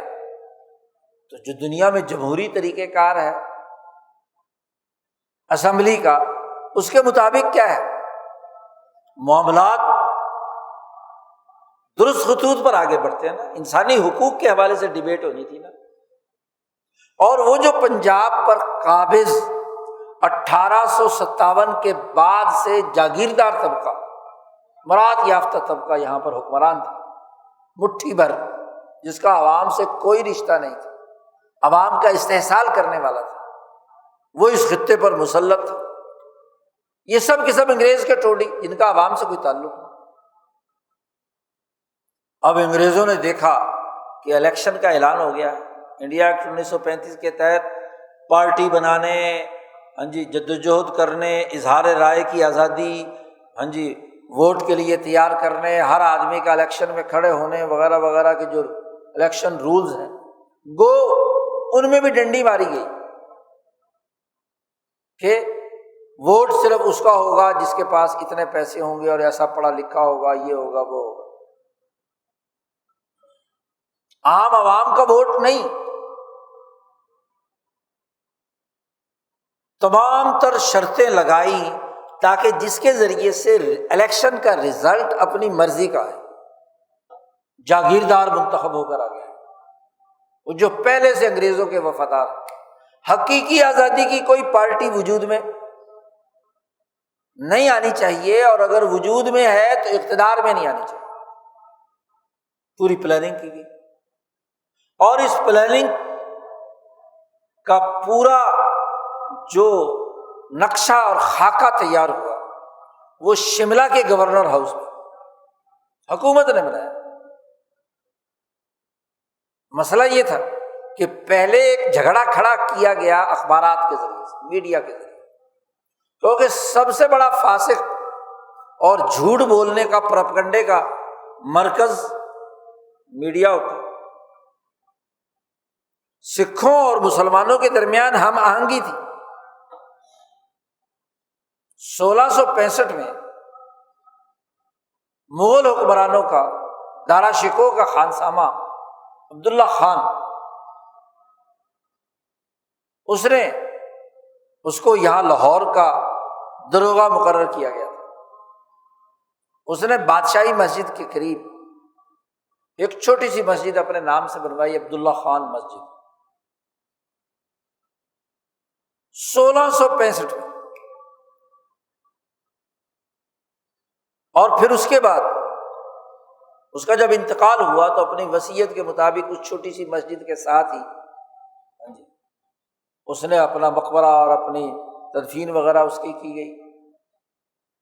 اس کی یاد میں۔ تو اب انگریزوں کا شاطر دماغ دیکھیے، ہوا یہ تھا کہ اس کے بعد ایک گورنر لاہور تھا، اس نے سکھوں کے ایک لیڈر کو، تارا سنگھ کو، تارو سنگھ یا تارا سنگھ، اس کو کسی جرم کے بدلے میں پھانسی دی، اور اس جگہ پر، اس مسجد کے قریب، ظاہر ہے مسجدوں کے باہر ہی جب مجرموں کو سزا دی جاتی تھی، عدالت مسجد میں لگتی ہے اور وہاں سے فیصلہ ہوا، اس کے بعد عمل کرتا۔ اب اس ایشو کو تاریخ میں سے کنگھالا گیا، اور اس ایشو کو باقاعدہ پلاننگ کے ساتھ سکھوں اور مسلمانوں کے درمیان ڈیوائڈ اینڈ رول کی سیاست کے لیے استعمال کیا گیا، میڈیا کے ذریعے سے یہ ایشو پھیلایا گیا۔ اب ہوا کیا کہ جب رنجیت سنگھ اقتدار میں آیا تو اس نے وہ جو گورنر لاہور جس نے ان کے رہنما کو کسی کو سزا دی تھی کسی جرم میں، اس کی قبر اکھڑوائی اور اس کو وہاں سے کیا ہے اس کے جسم کی بے حرمتی کی، اور دعویٰ یہ کیا کہ یہ تو ہماری جگہ ہے سکھوں کی، کیونکہ یہاں ہمارے مقدس گرو کی کیا ہے وہ سزا دی تھی، تو یہاں تو بڑی برکتیں ہیں ہمارے سکھ مذہب کے مطابق۔ رنجیت سنگھ تو چلا گیا، انگریزوں کا قبضہ ہو گیا، مسجد موجود ہے، اس کے ساتھ وہ تھوڑی سی جگہ ہے، انہوں نے رنجیت سنگھ نے اس جگہ پہ قبر اکھڑوا کے وہاں ایک چھوٹا سا گردوارہ بھی بنا دیا، مسجد اور گردوارہ دونوں برابر برابر۔ کوئی ٹھیک ہے، رنجیت سنگھ چلا گیا، یا اس کے زمانے میں بھی مسجد رنجیت سنگھ نے برقرار رکھی، گردوارہ بھی ساتھ ہے، تو سکھ اپنے گردوارے میں عبادت کر رہے ہیں، مسلمان اپنی مسجد میں نماز پڑھ رہے ہیں۔ جس قوم کو ایشو تھا اس کا لیڈر رنجیت سنگھ، اس نے تو مسجد گرائی نہیں، حالانکہ طاقتور تھا، حکمران تھا، اس خطے کی روایات کو اس نے اس گورنر کی تو لاش کی بے حرمتی کی، لیکن مسجد کو ہاتھ نہیں لگایا۔ لیکن یہاں جب دیکھا انگریزوں نے کہ یہاں طاقت مسلمانوں کی ابھر رہی ہے، احرار کی طاقت بن رہی ہے، تو ان کے درمیان آپس میں اتفاق بھی ہے، ہاں جی، ایسا کوئی جھگڑا پیدا ہونا نہیں سکتا، تو یہاں ضروری تھا کہ سکھوں اور مسلمانوں کے درمیان لڑائی کرے۔ اس ایشو کو بڑھایا گیا، ان جاءکم فاسق بنبأ، اور اس کا پورا مشورہ گورنر ہاؤس شملہ میں ہوا، وائس رائے کے ساتھ گورنر پنجاب کا، اور وہاں پلان بنا احرار کو ختم کرنے، کالعدم قرار دینے، اس کے ورکروں کو مارنے، اس پارٹی کی سیاسی طاقت ختم کرنے کے لیے ایک پلان بنایا۔ اور اس میں یہاں کا جاگیردار اور وڈیرا تو تھا ہی اعلی کار، اس میں جو اسلام کے نام پر ایک نئی نبوت گھڑی کی گئی اسلام میں قادیانی کی، تو قادیان کو بھی استعمال کیا۔ مرزا غلام احمد قادیانی کا جو جانشین بشیر الدین محمود قادیان میں موجود تھا، وہ اس پلاننگ کا حصہ تھا۔ اب سکھوں اور مسلمانوں کے درمیان سکھوں کے خلاف لٹریچر اسلام کے نام پر قادیان میں، جہاں سرکار نے پریس دے رکھی تھی، جہاں سے اس کی نبوت پھیلانے کے لیے کتابیں چھاپی جا رہی تھی، اس کو ڈیوٹی دی کہ سکھوں کے خلاف لٹریچر بناؤ اور اسے لاہور میں پہنچا کر مسلمانوں تک اور سکھوں میں پہنچایا جائے کہ دیکھو یہ مسلمان ہیں، سکھوں سے کہا گیا یہ مسلمان ہے تمہاری دشمن، اور مسلمانوں سے کہا گیا کہ یہ سکھ تمہارے ساتھ کیا ہے۔ تو ڈیوائڈ اینڈ رول کی سیاست کی پوری پلاننگ خدا کا کرنا یہ ہوا کہ ماسٹر تاج الدین انصاری احرار کے بڑے رہنما تھے، وہ اس زمانے میں قادیان میں تھے، احرار کی طرف سے دین اسلام کی سچی تعلیمات بیان کرنے اور قادیانیوں کے خلاف اقدامات کے لیے وہاں انہیں گن سن ملی کہ بڑا لٹریچر جو ہے چھپ رہا ہے قادیان میں، اور اس کے بنڈل باندھ کر کیا ہے بھیجے جا رہے ہیں لاہور میں، پورے پنجاب میں تقسیم کیے جا رہے ہیں۔ کچھ بنڈل مسلمانوں کے نام ہوتے ہیں جو سکھوں کے خلاف ہیں، اور کچھ سکھوں کے نام ہوتے ہیں جو مسلمانوں کے خلاف۔ تو انہوں نے ریلوے سے پورا ریکارڈ نکلوا لیا، وہ رسیدیں نکلوا لی، اور بلکہ اپنے ذرائع سے جہاں چھپائی ہو رہی تھی وہاں تک کی چیزیں جو ہیں اس کے ریکارڈ جو ہے نا وہ انہوں نے لے لیے۔ اور احرار کا یہاں رسالہ نکلتا تھا مجاہد کے نام سے، تو اس میں انہوں نے پہلے مرکز کو اطلاع دینی شروع کی کہ یہاں یہ کھچڑی پک رہی ہے، اور چونکہ ان کی نجی مجلسوں میں ہمارے ساتھ انگریز ہیں، ان کی فوج ہمارے ساتھ ہے، ان کی پولیس ہمارے ساتھ ہے، یہ پلان، تو وہ جو شملہ کی میٹنگ تھی اس کی گن سن بھی کیا ہے معلوم ہو گئی۔ تو مرکزی احرار کے تمام لوگوں کو پتہ چل گیا کہ یہ پوری ایک گیم ہمارے خلاف بن رہی ہے۔ اطلاعات پھر طے ہوا اسی میٹنگ میں کہ اپنے فوجی افسروں، پولیس کے لوگوں، یہاں گورنر ہاؤس لاہور میں طے ہوا کہ ان کے ذریعے سے راتوں رات مسجد شہید کر کے مسلمانوں کو بھڑکایا جائے۔ پایا ثبوت پر آج تو پہنچ چکا ہے ریکارڈ کے تحت کہ کسی سکھ نے مسجد نہیں گرائی۔ سکھوں میں سے جو سکھ سپاہی فوج کے تھے، پولیس کے تھے، ان کو اکسایا گیا اور ان کو بلکہ حکم دیا گیا کہ جاؤ جا کر کیا رات کو مسجد گرا دو۔ عجیب بات ہے، ابھی مسجد گرنا شروع ہوئی اور پورے لاہور شہر میں مسلمانوں کی طرف سے مسجد گرنے کے خلاف اشتہار بازی ہوگی، چسپاں ہوگی۔ تو بغیر پلاننگ کے تو نہیں ہوتا، اچانک اگر کوئی حملہ کرے اور مسجد توڑے تو گرنے میں ٹائم لگے گا نا، اور اس کے خلاف اشتہار لگانے میں بھی ٹائم لگے گا، چھپنا بنانا کرنا۔ لیکن دونوں چیزیں بیک وقت، صبح کو جب مسلمان اٹھے تو انہوں نے اشتہارات دیکھے، انہوں نے مسجد دیکھی شہید ہے، تو بس غم و غصہ، ریلی اور یہ وہ۔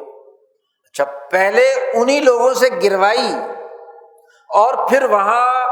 فوج اور پولیس اس گرودوارے کے چاروں طرف کھڑی کر دی۔ اب مسلمانوں میں غصہ کہ انہوں نے ہماری مسجد گرائی تو ہم ان کا گرودوارہ گرائیں گے۔ مسلمان اشتعال میں آ گئے، پوری آگ لگا دی پورے پنجاب میں، لاہور میں مسلم سکھ لڑائی کروائی گئی، اور پھر جو ریلی یا جو جلوس وہاں اس کے مسجد شہید گنج کے قریب پہنچتا ہے تو براہ راست فائرنگ کر کے بندے قتل کر سینکڑوں انسان مروا دیے، اور اس سے اشتعال مزید پھیلا، اور پھر پورے لاہور میں ہر جگہ دنگا فساد اور معاملات شروع ہو گئے، بلکہ پورے پنجاب میں۔ اچھا، پھر ٹوٹی لوگ جو ہیں، مذہب کے نمائندے، سیاست کے نمائندے، جنہیں اس وقت لانچ کرنا تھا، کیونکہ بات بڑی واضح تھی کہ انگریز کی اپنی بنائی ہوئی سیاسی پارٹیاں، وہ تو ایک ٹکے کا ووٹ لینے کے لیے یہاں تیار نہیں تھی، لے نہیں سکتی تھی، تو پھر ان کا امیج بنانے کے لیے ان کے لیڈروں کا یہاں دورہ کرایا گیا، گورنر ہاؤس میں ان کو ایک مصالحت کار کے طور پر ٹھہرایا گیا، اور وہاں سکھ لیڈر اور مسلم لیڈر جو انگریزوں ہی کے وفادار تھے، ان سے مل کر امن و امان قائم کرنا چاہیے جھگڑا نہیں کرنا چاہیے بلکہ ایک مصالحتی بورڈ بنوایا گیا کہ یہ مل کر صلح صفائی کریں اور معاملے کو ٹھنڈا کریں اور یہ کریں اور وہ کریں، اور پھر میڈیا کے ذریعے سے باقاعدہ پھیلایا گیا خبریں کہ فلاں حضرت صاحب نے اور فلاں لیڈر صاحب نے کتنا امن و امان کا کام کیا، کہ دونوں فرقوں میں جو لڑائی ہو رہی تھی، لڑائی بھڑکائی بھی خود جا رہی ہے، اور ادھر سے اسے کیش کرنے کے لیے باقاعدہ ایک خود ساختہ انگریزوں کی پارٹی جو ہے اس کو کیا ہے،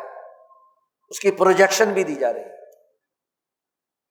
بڑا تعارف، بڑا کام، حتیٰ کہ سب اخبارات، دلی سے چھپنے والے، لاہور سے چھپنے والے، وہ ان شخصیات کے بڑا کام کیا، دیکھو صلح کرا دی مسلمانوں اور سکھوں میں، آگ بھی خود لگائی، اور پھر صلح بھی ایک ایسی پارٹی اور ایسے لوگوں کے سر ڈال دی کہ انہوں نے بڑا کردار ادا کیا۔ اچھا، اب چونکہ قومی سیاست میں جو لوگ کام کر رہے ہیں وہ فرقہ وارانہ لڑائیوں میں تو نہیں پڑتے۔ اچھا، اب اگر احرار مسجد شہید گنج میں سکھوں کے خلاف احتجاج میں شریک نہیں ہو رہی تو اس کے خلاف پروپیگنڈا شروع ہو گیا، دیکھو مسجد گر گئی مسلمانوں کی، اور اس میں یہ مسلمان رہنما کیسے ہیں کہ انہوں نے مسجد کے گرانے والوں کے خلاف کوئی جدوجہد نہیں کر رہے، یہ جلوس نہیں نکال رہے، یہ کام نہیں کر رہے، ان کو مجبور کر دیا کہ وہ بھی میدان میں آئے اور وہ بھی کام کریں۔ یہ بھی پلاننگ کا حصہ تھا کہ اگر تو وہ حصہ لیں تو سکھوں سے کہا جائے کہ بھائی تم جس جماعت کو پرامن سمجھ رہے تھے وہ تو تمہاری دشمن ہے، اور اگر وہ حصہ نہ لیں تو مسلمانوں سے کہا جائے کہ دیکھو یہ تمہارے مسلمانوں کے لیڈر کیسے ہیں، ہمارا تو فلاں فلاں لیڈر آیا ہے گورنر ہاؤس میں آ کر، اس نے کیا ہے صلح صفائی کرائی ہے، مصالحتی بورڈ بنوایا ہے، تو اصل تو مسلمانوں کا لیڈر وہ ہوا، نہ کہ یہ کہ مسجد گری اور انہوں نے کوئی کام نہیں کیا۔ احرار کی قیادت اس زمانے میں لائل پور یا کہیں دورے وغیرہ پر تھی، وہ ساری یہاں جمع ہوئی، کافی دن لگ گئے ان تمام کو آنے میں، تو انہوں نے کہا کہ ہم نظریہ اپنا نہیں چھوڑیں گے، قوموں کے درمیان اتفاق کا ڈیوائڈ اینڈ رول کے معاملے میں ہم شریک نہیں ہوں گے، اور جب شریک نہیں ہوں گے تو پھر مسلمانوں میں پروپیگنڈا، اور ماشاءاللہ مسلمانوں کا ایک بڑا صحافی، اس زمانے کا بڑا نام، اخبارات اس کے، اور اخبارات کے نام بھی بڑے بڑے اس کو درمیان میں لاچ۔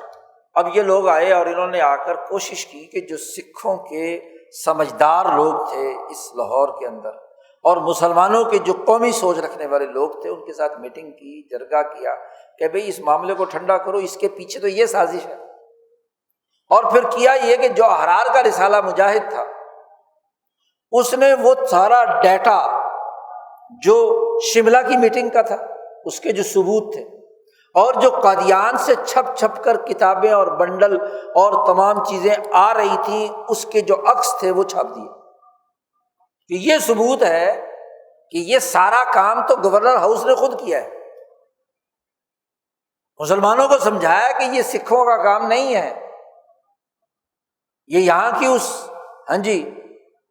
سکھ فوجیوں سے کروایا گیا حکم دے کر، یہاں کی گورنر ہاؤس سے حکم دے کر سارا کام کروایا گیا، پلان کے ساتھ ہے یہ سارا کام۔ انہیں بھی بات سمجھ آ گئی۔ اچھا، جو اس کے لیے میٹنگ ہوئی بادشاہی مسجد میں کے قریب کسی جگہ پر، تو وہاں سکھ لیڈر بھی تھے، مسلمان بھی تھے، انہوں نے بات سمجھ لی، سارے ثبوت دیکھ لیے، انہوں نے کہا یہ تو سارا انگریز کا کام ہے، ڈیوائڈ اینڈ رول۔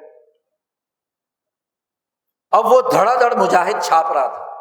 تو جناب اس کی ضمانت ضبط کر کے رسالہ بند کر دیا تاکہ میڈیا میں آواز دبائی جائے۔ رسالے پر پابندی لگا دی، احرار کا فنڈ ضبط کر لیا، اس کو کیا ہے، چونکہ اب اسے کالعدم قرار دینا تھا، الیکشن نہیں جیتنے دینا تھا اور من پسند پارٹی کو آگے لانا تھا، یہ پوری گیم اس کے لیے کھیلی گئی۔ 35 میں یہ واقعہ ہوتا ہے، 36 میں الیکشن مہم شروع ہو جاتی ہے، 36 کے آخر میں الیکشن ہوتے ہیں، 37 میں وزارتیں بنتی ہیں۔ اب جب ظاہر سیاسی پارٹی تو تھی، جب ٹکٹ دینے کا وقت آیا مجلس احرار کی طرف سے، تو ایسا خوف پیدا کر دیا گیا کہ جو پکے اور مستقل ممبران تھے ان کو ٹکٹ دینے کے بجائے جعلی قسم کے 10 12 15 بندے، ٹکٹ تو بہت سارے لوگوں کو دیا گیا، مخلص لوگوں کو بھی دیے گئے، ان کو تو پوری پلاننگ کے ساتھ ہرایا گیا۔ چودھری افضل حق جو اپنے ہوشیارپور کے ضلع کے سب سے مقبول ترین رہنما تھے، 4 ووٹوں سے انہیں ہرا گیا۔ کون سا الیکشن ہے جو فیئر ہوا ہے تمہارا؟ من پسند نتائج چاہیے ہوتے ہیں، وہ نکلیں گے تو الیکشن ہوگا، ورنہ الیکشن نہیں ہوگا۔ اور 10 12 ایسے احرار کی طرف سے وہ رکھنے کو بھی، یہ بھی ایک اپوزیشن پارٹی ہے، 10 12 ایسے بندے کہ وہ تاریخ دان لکھتے ہیں کہ وہ باقاعدہ ممبر نہیں تھے، وہ آخری وقت میں کوئی اور ممبر نہیں مل رہا تھا تو انہوں نے ٹکٹ، اور وہ زیادہ احرار سے ہمدردی رکھتے تھے صرف ختم نبوت کے مسئلے پر، سیاسی سوچ ان کی وہ نہیں تھی، قادیانیوں کے خلاف ذہن تھا، تو وہ مذہبی مسئلے میں قادیانی کی نبوت کے خلاف ہونے میں تو احرار کے ساتھ تھے، لیکن سیاسی شعور اور سیاسی اقدامات میں نہیں تھے۔ گجرانوالہ سے ایک سیٹ جیتی اور 1 2 جگہ سے 12 ایسے ممبر کامیاب ہوئے۔ اچھا، اب وہ باقاعدہ احرار کے ممبر نہیں تھے،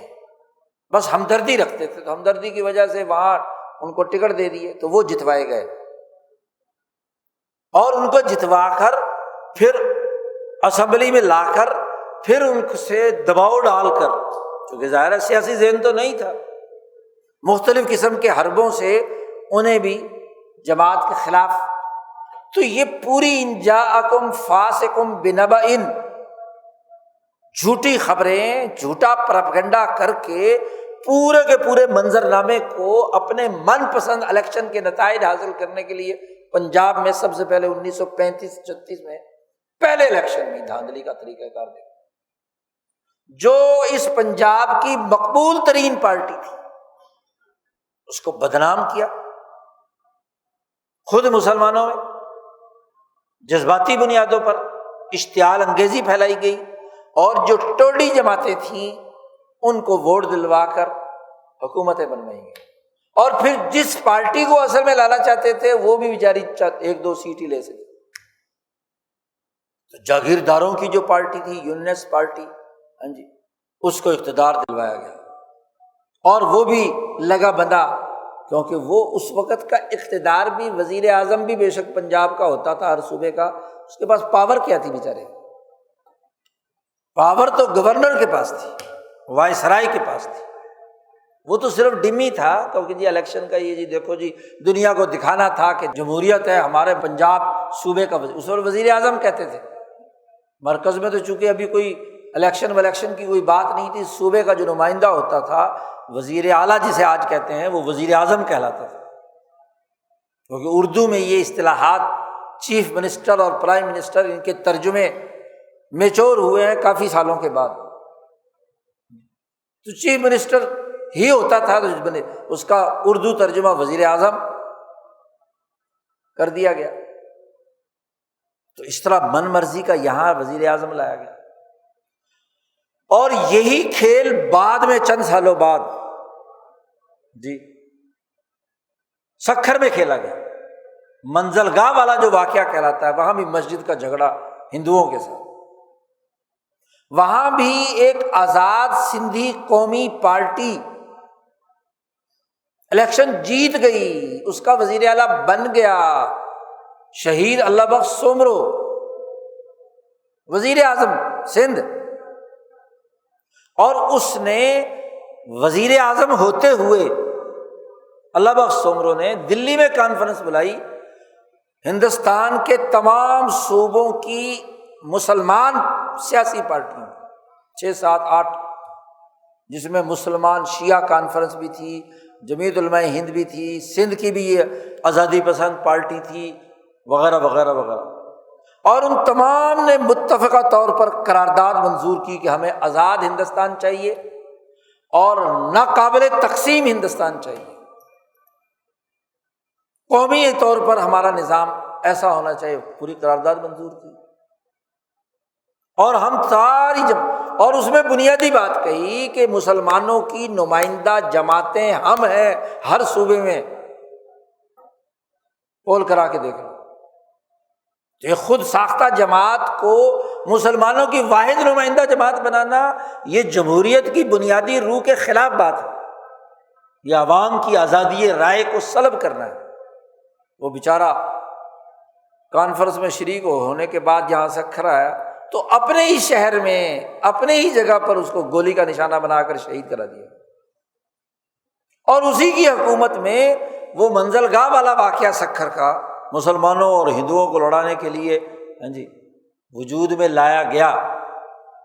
اور مزے کی بات یہ ہے کہ پنجاب میں پہلے احرار شکست کھا چکی تھی، تو وہاں اس نے اپنی جان بچانے کے لیے وہاں اس فرقہ وارانہ ماحول میں وہاں وہ بھی استعمال ہونے لگی، کیونکہ جو احرار کا اصل دماغ تھا چودھری افضل حق وہ فوت ہو گئے، مولانا حبیب الرحمن لدھیانوی کو بے اثر کر دیا گیا، تو پھر ایسے مذہبی لیڈر داخل کیے گئے کہ جو وہاں اس مذہبی ایشو میں مجبور کر دیا وہاں کے احراریوں کو بھی کہ وہ اس فرقہ وارانہ لڑائی میں کہاں کھڑے ہوں۔ حضرت سندھی رحمۃ اللہ علیہ نے اس کی بڑی کڑی تنقید کی ہے کہ منزلگاہ والا واقعہ کیوں ہوا یار، تو باقاعدہ پلاننگ کے ساتھ وہ وہاں بھی مسجد کی بنیاد پر ہندو مسلم لڑائی پیدا کرائی گئی تاکہ سندھ کی طاقت جو ہے وہ توڑی جائے، الیکشن میں اپنے مطلب کے نتائج لیے جائیں۔ تو ڈیوائڈ اینڈ رول کا یہ 200 سالہ دور ہے۔ ذرا بنگال سے شروع کریں آپ، ایسٹ انڈیا کمپنی کا 100 سال، اور اگلا پورا 100 سال برٹش شہنشاہیت، کہ پورے تسلط کو، اپنے اقتدار کو اور اپنے اقتدار کی جو نمائندہ قوتیں رہی ہیں، سیکورٹی فورسز، غدار بکے ہوئے جاگیردار، یہ جھوٹا پراپیگنڈا کرنے، اس میں ماشاء اللہ صحافی بھی، اس میں ماشاء اللہ مولوی اور مذہبی طبقہ بھی، اس میں ماشاء اللہ جاگیردار اور وڈیرے بھی، پیر بھی، گدی نشین بھی، مراعات یافتہ طبقے بھی، جو اس سسٹم کے قدیم نمک خوار رہے، خواہ وہ بیوروکریسی میں تھے، سیکورٹی فورسز میں تھے، مذہب کی چادر اوڑھے ہوئے تھے، سیاست کے نام پر تماشا گر تھے، یا کسی اور انداز میں وہی کام کرتے رہے جو کام فرعون ڈیوائڈ اینڈ رول کی سیاست کے تحت کرتا ہے، وہی کام جو نمرود نے کیا، جو مالا اور مترف نے کیا، آزادی کے راستے کو، حریت پسندوں کے راستے کو روکنے کے لیے، حقیقی آزادی کو ختم کرنے کے لیے۔ اسی لیے رسول اللہ صلی اللہ علیہ وسلم نے فرمایا اس آیت کی تشریح میں کہ التبین من اللہ والعجلۃ من الشیطان، کہ جب خبر آئے، کوئی خبر آئے اور فاسق خبر دے تو اس کی فتبینوا، اس کی اچھی طرح تحقیق اور تفتیش کرو۔ اس آیت مبارکہ کی بھی 2 قرأتیں ہیں، مدینہ کے علماء نے جو اس کی قرأت ہے عبداللہ ابن مسعود کی، فتثبتوا، حفظ کی روایت جو ہم پڑھتے ہیں وہ تو فتبینوا ہے، اور دوسری قرأت فتثبت، ثابت قدمی، اشتعال انگیزی نہیں۔ خبر آئے تو ٹھنڈے دل سے سوچو کہ اس خبر کے پیچھے ہے کون، یہاں واضح طور پر بتلایا گیا کہ یہ ولید جو ہے شیطان نے اس پر تسلط حاصل کر کے اس کے دل میں یہ بات ڈالی کہ یہ پرانی لڑائی ہے تو یہ بندے مجھے مارنے کے لیے آ رہے ہیں۔ اب یہ شیطانی وسوسہ خیال آیا اور اس نے آ کر رسول اللہ صلی اللہ علیہ وسلم کے سامنے کیا ہے خبر دے دی، اور اس خبر کو سن کر طبی طور پر قانونی نظام کے تحت رسول اللہ صلی اللہ علیہ وسلم کو غضب آیا، غصہ آیا، صحابہ کو غصہ آیا کہ یہ تو حکومت رٹ کو چیلنج کرنا ہے۔ تو اللہ نے کہا ان جاءکم فاسق بنبأ، حضور صلی اللہ علیہ وسلم سے کہا اچھی طرح تحقیق کر لیا کرو، ایسے غصہ ہونے کی بات نہیں ہے۔ غصہ، اشتعال، جلد بازی، اس کی بنیاد پر فیصلہ۔ جب بھی سامراج نے یہاں مقاصد حاصل کیے دنیا بھر میں تو تشدد بھڑکانے کے لیے جھوٹ کا استعمال کیا۔ تو شیخ سعدی نے ایک قصہ لکھا ہے گلستان میں، ایک بادشاہ تھا، کوئی مجرم بادشاہ کی عدالت میں پیش ہوا تو اس کا جرم ثابت ہو گیا، تو بادشاہ نے اسے سزا دی کہ اس کو قتل کر دیا۔ تو اس نے سوچا کہ بھی قتل تو میں نے ہو ہی جانا ہے، تو اس نے بادشاہ کو جی بھر کر گالیاں اور بدتمیزی کی جو بھی کچھ اس کی زبان سے نکلتا تھا وہ اس نے، اب اس کی زبان بادشاہ جانتا نہیں تھا، تو اس نے اپنے ایک وزیر سے پوچھا کہ بھی یہ کیا کہہ رہا ہے؟ تو وہ وزیر بیچارہ نیک رحم دل تھا، اس نے کہا بادشاہ سلامت، یہ آپ کی بڑی تعریفیں کر رہا ہے، جی آپ کی تعریفیں کر رہا ہے اور التجا کر رہا ہے کہ جی میری سزا جو ہے نا وہ معاف کر دی جائے، حالانکہ اس نے جی بھر کر برا بھلا کہا تھا۔ اچھا، بادشاہ نے کہا اچھا یہ التجا، اس نے کہا چلو یار اس کو معاف کر دیں۔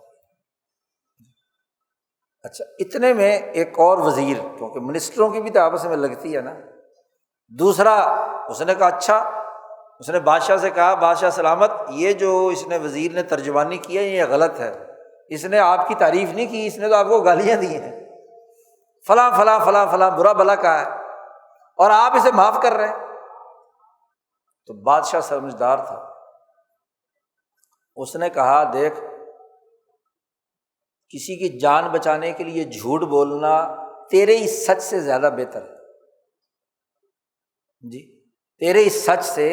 زیادہ بہتر ہے کہ اس وزیر نے رحم کھا کے اس کی جان بچانے کے لیے میرے سامنے جھوٹ بولا نا، یعنی مجھے گالیاں دے رہا تھا، اس نے کہا کہ نہیں جی آپ کی تعریفیں کر رہا ہے۔ تو اس کا رویہ انسان دوست ہے یا تیرا تو حسد کی آگ میں سچ بول رہا ہے کہ چونکہ اس وزیر نے غلط ترجمانی کی ہے تو اس کا مطلب تو یہ کہ تو مجھے اشتعال دلانا چاہتا ہے کہ میں اس کے قتل کا دوبارہ حکم صادر کروں۔ اس زمانے کے بادشاہ بھی کسی عقل کے ہوتے تھے، تو اب ایک حکم معافی کا دے دیا تو دوبارہ تو، اور پھر اس کی سرزنش کی۔ شیخ سعدی لکھتے ہیں کہ اس سچ سے وہ جھوٹ اچھا جو آگ بجھائے، جو صلح صفائی کرائے، جو لڑائی مٹائے، اور وہ سچ برا کہ جس کے ذریعے سے آگ لگتی ہے، جی جس کے ذریعے سے انتشار پیدا ہوتا ہے، جی۔ اور یہ رسول اللہ صلی اللہ علیہ وسلم نے فرمایا کہ دو آدمی اگر لڑ رہے ہوں اور ایک درمیان میں مصالحہ کار ہو تو ظاہر ہے غصے میں ہوتا ہے، جب ہر آدمی تو دوسرے مخالف کے خلاف سبھی کچھ بھڑاس نکالتا ہے نا، تو صلح کار سے کہا ہے، ثالث سے کہا کہ دیکھو یہ جو بھی کچھ بولے ایک، تو اس کی بات وہاں نقل نہیں کرنی، بلکہ صلح کرانے والے کے لیے ضروری ہے کہ اس کو یہ کہے کہ بھائی یہ کیا ہے، آپ کی بڑی تعریف کر رہا تھا، اور اس سے آ کر کہ وہ آپ کی بڑی تعریف کر رہا، تاکہ ان کے درمیان دل پگھلیں اور ایک دوسرے سے ہاتھ ملائیں۔ تو صلح کرانے کے لیے جھوٹ بولنے کی اجازت ہے، لیکن انتشار پیدا کرنے کے لیے سچ بولنے کی اجازت نہیں ہے۔ تو اصل تو سوسائٹی کی اجتماعیت برقرار رکھنا ہے۔ اب جھوٹا پروپیگنڈا کرنے کے لیے پوری پلان بنائے جاتے ہیں، ہاں جی، اس کو پھیلایا جاتا ہے، اور اس میں سب سے بڑا اعلی کار میڈیا ہوتا ہے۔ اور میڈیا پر پابندی لگائی جاتی ہے کہ جو اصل صحیح بات ہو نا، جو پیار محبت والی ہو وہ نہیں کرنی، لڑائی والی، جلتی پہ تیل ڈالنا، سلگتی ہوئی خبر، بریکنگ نیوز۔ آپ بتلائیے کہ جو نو آبادیاتی دور میں انگریز سامراج نے نظام قائم کیا تھا، کیا آج وہ ختم ہو گیا؟ وہی المیہ تو نہیں دہرائے جا رہے، جھوٹے بت کھڑے کیے جاتے ہیں، جھوٹ کی بنیاد پر اپنی ہی قوم کے وسائل کو تباہ و برباد کیا جاتا ہے، آگ لگائی جاتی ہے، جھوٹی خبر آ گئی بس لگا دو، مار دو، توڑ دو، پھوڑ دو، اور اپنے ہی بندے داخل کر کے نقصان کیا جاتا ہے، انتشار پھیلایا جاتا ہے، ڈیوائڈ اینڈ رول کی سیاست کا استعمال کیا جاتا ہے، اپنی من پسند پارٹیوں کا تسلط کروایا جاتا ہے، اور وہ پارٹیاں جو اپنی کسی زمانے میں من پسند تھی اس کو اگر ختم کرنا ہے تو اس کے لیے اقدامات کیے جاتے ہیں۔ تو یہی تو سسٹم کی خرابی ہے۔ آج ہمیں سوچنا چاہیے کہ 1936 کے الیکشن میں اس پنجاب کی حقیقی قیادت کو پیچھے دھکیل کر جن لوگوں نے خوشیاں منائی تھی، آج انہی کے ذیلی پارٹیاں آپس میں ایک دوسرے کے خلاف وہی کام کر رہی ہیں جو اس پنجاب کی اس حقیقی پارٹی کے خلاف کی تھی۔ یہ عبرت نہیں تو اور کیا ہے جی؟ کم از کم جہاں جس پنجاب میں آگ لگائی جا رہی ہے اس کے لوگوں کو تو عقل سے کام لینا ہے کہ اسی کی ذیلی وہ پارٹیاں، بھائی اس وقت جس پارٹی کو میدان میں لا کر لانچ کیا گیا تھا اسی کی شاخیں ہیں نا یہ، اب یہ بھی ایک دوسرے کے خلاف وہی حربے استعمال کر رہی ہیں، یہ بھی سسٹم ہی کی پارٹیاں ہیں، یہ کون سا آزادی اور حریت کی پارٹی ہے؟ اس کا مطلب یہ ہے کہ پچھلے 100 سال سے اب تک ہمارا سیاسی شعور وہی چل رہا ہے، یا سیاسی بے شعوری استعمال ہونے کی، انتشار پھیلانے کی، گروہیت پیدا کرنے کی، اجتماعیت کو توڑنے کی، اپنے ہی ملکی وسائل کو تباہ و برباد کرنے کی۔ اور اگر یہ سفاک نظام مسجد توڑ کر سیاست کے مقاصد حاصل کرے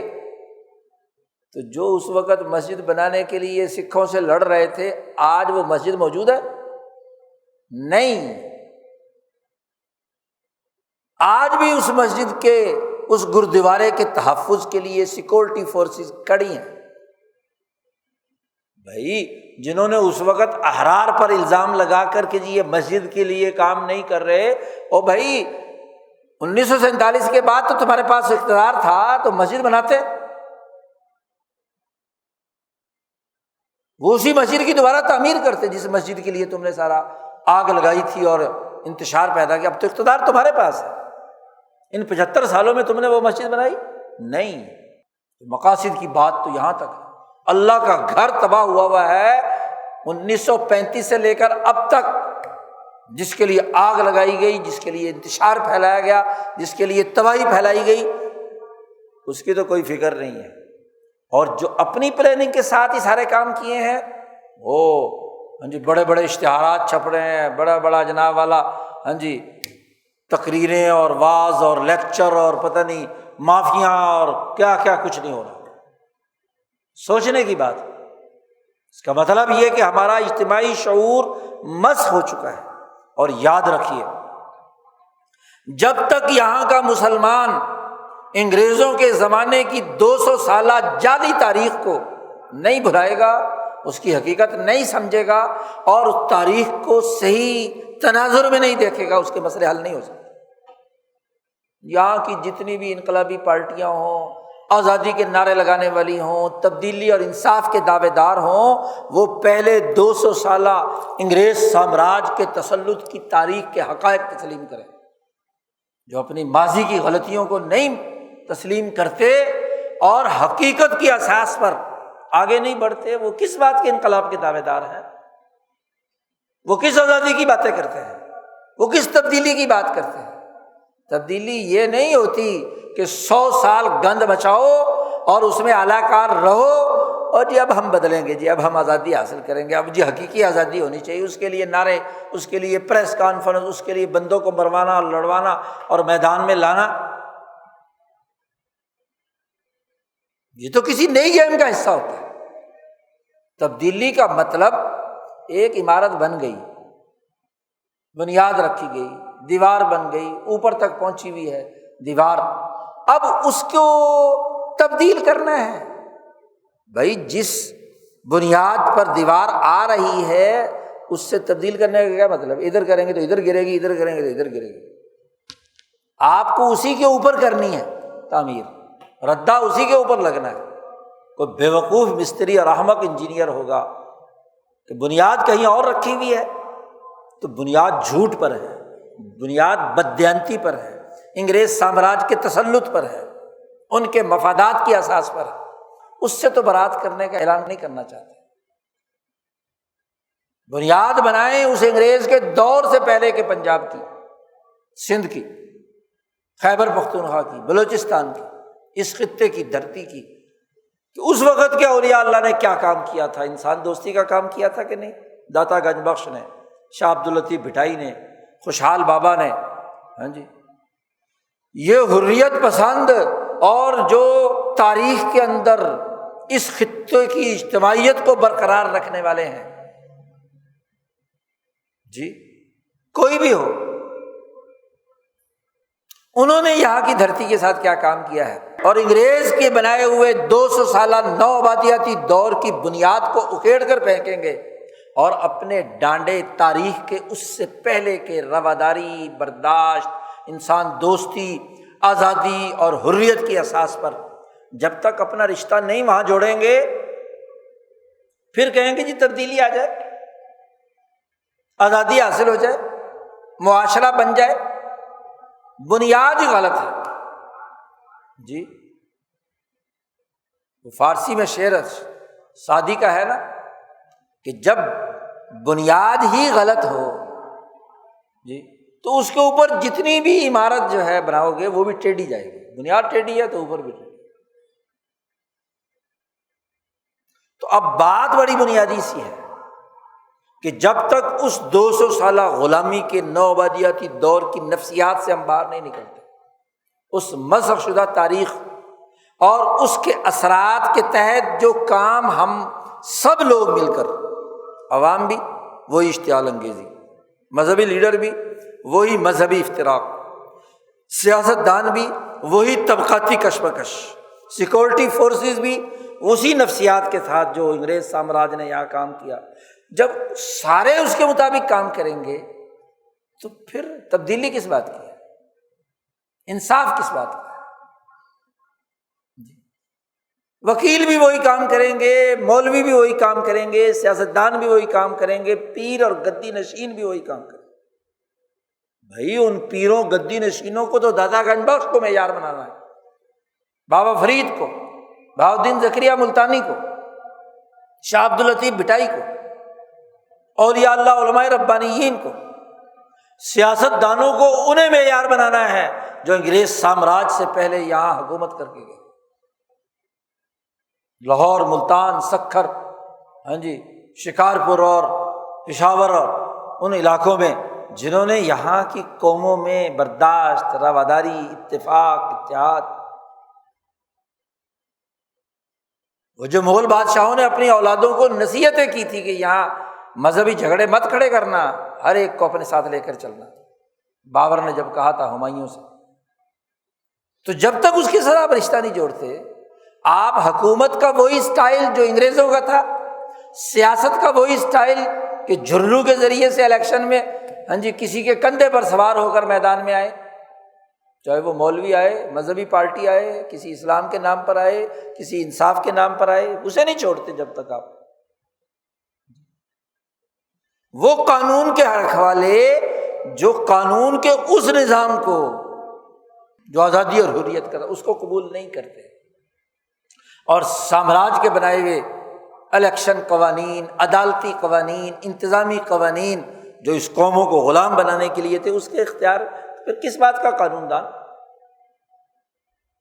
کس بات کا وکیل، کس بات کے لیے کردار ادا کرنے والا؟ وہ صحافی جب تک کہ انفارمیشن کے اس طریقہ کار کو جس کو قرآن نے بیان کیا ہے، ان جاءکم فاسق بنبأ فتبینوا، پہلے تفتیش تو کرو تو خبر بھی صحیح ہے یا جھوٹی خبر ہے، بس چلا دو۔ مالک نے کہہ دیا، صحافی کا ضمیر بھی ملامت کر رہا ہوتا ہے۔ آج کل تو سارے صحافی قبضے میں ہوتے ہیں کس کے؟ مالک کے۔ وہ آرڈر دیتا ہے کہ یہ خبر چلنی ہے اور یہ نہیں چلنی، یہ کام کرنا ہے، یہ نہیں کرنا۔ جی تو بھائی بڑی بنیادی سی بات ہے، جب تک اس 200 سالہ دور کے غلامی کے اثرات اور اس کے ثمرات سے برات کا اعلان نہیں کرتے، اور جو آزادی اور حریت کا دین اسلام کا 1000 سالہ سنہرا دور اس بر عظیم پر حکمرانی کا ہے، اور خاص طور پر ریاست مدینہ میں جو رسول اللہ صلی اللہ علیہ وسلم انسانیت کے لیے رہنمائی اور ہدایت دے رہے ہیں، قرآن کی ہدایت کو سامنے نہیں رکھتے، نہ آزادی ہے، نہ انقلاب ہے، نہ انصاف ہے، نہ تبدیلی ہے، نہ اسلام۔ بھائی قرآن کے خلاف کوئی بات کر کے اسلام کیسے آ جاتا ہے؟ حضور کے فرمان کے خلاف بات کر کے اسلام کیسے آ جاتا ہے؟ آج سیاسی شعور کی ضرورت ہے، استعمال ہونے سے بچنا، اس سسٹم کے اعلی کار ہونے سے بچنا، عقل سے سوچنا۔ کہا نا تبینوا، اچھی طرح بیان، تحقیق و تفتیش، کھوج لگاؤ، تو تحقیقی ذہن ہونا چاہیے نا، جستجو کا ذہن ہونا چاہیے، شعور کا ذہن ہونا چاہیے، اور ٹھنڈے دل و دماغ سے تثبت، ثابت قدمی کے ساتھ، سوچ کے ساتھ، جلد بازی نہیں۔ ایک دم خبر آئی اور بھڑک اٹھے، خبر آئی کہ فلانا ہوا، ڈنڈے لے کے نکل گئے، توڑ پھوڑ کرو، یہ کرو، آگ لگاؤ، اس سے انقلاب آتا ہے۔ اپنی املاک کو تباہ و برباد کرنا، اپنے ہی ملک کو نقصان پہنچانا، اپنے ہی مسائل توڑنا، کوئی عقل سے کام لینا چاہیے۔ تبینوا، بڑی بات۔ اور اسی لیے حضور صلی اللہ علیہ وسلم نے فرمایا کہ یہ جو تبین ہے، سوچ سمجھ کر تحقیق و تفتیش کرنا، یہ من اللہ ہے، اللہ کی طرف سے انسان کے دل پر آتا ہے۔ آدمی جب غور و فکر کرتا ہے، اس کی جد و جہد کرتا ہے، تو اللہ تعالیٰ صحیح سچی چیز سامنے لے آتا ہے۔ اور اگر وہ یہ دعا کرے اللہم ارنا الحق حقا، کہ اے اللہ جو حق ہے وہ ہمیں دکھا دے، تو ضرور اللہ پاک مدد کرتا ہے، بتلاتا ہے۔ رسول اللہ صلی اللہ علیہ وسلم نے بھی اس موقع پر گو غضبناک ہوئے، لیکن اللہ سے مانگی نا کہ اللہ تعالیٰ اس کی سچ پتہ چل جائے کہ یہ ہمارا جو نمائندہ گیا ہوا ہے اس نے جھوٹ بولا ہے یا وہاں صورتحال ایسی ہی ہے۔ تو اللہ نے فوراً خبر دے دی کہ بھائی یہ تو ان جاءکم فاسق بنبأ، نے قانونی بات کر دی کہ تمہارے نمائندے کی غلطی ہے، تم نے جسے نمائندہ بنا کر بھیجا۔ اب رسول اللہ صلی اللہ علیہ وسلم کے نمائندے کی غلطی واضح ہو گئی کہ نہیں؟ جب تبین من اللہ ہے،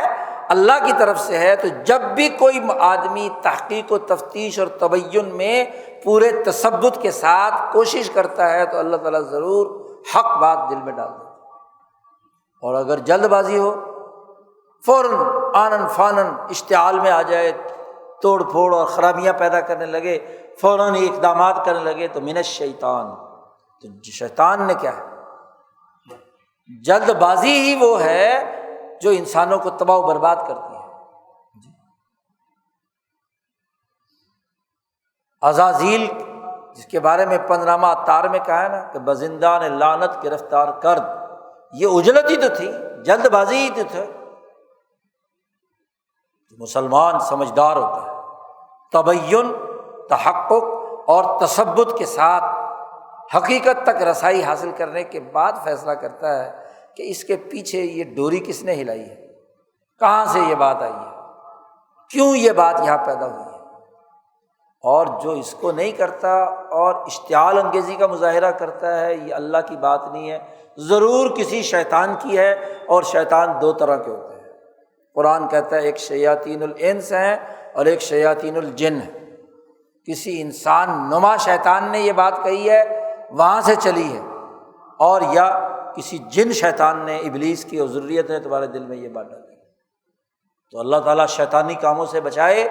اور جو اللہ کی طرف سے تحقیق و تثبت اور شعور اور حقیقت تک رسائی کا عمل ہے اس کا شعور عطا فرمائے۔ وآخر دعوانا ان الحمد للہ رب العالمین۔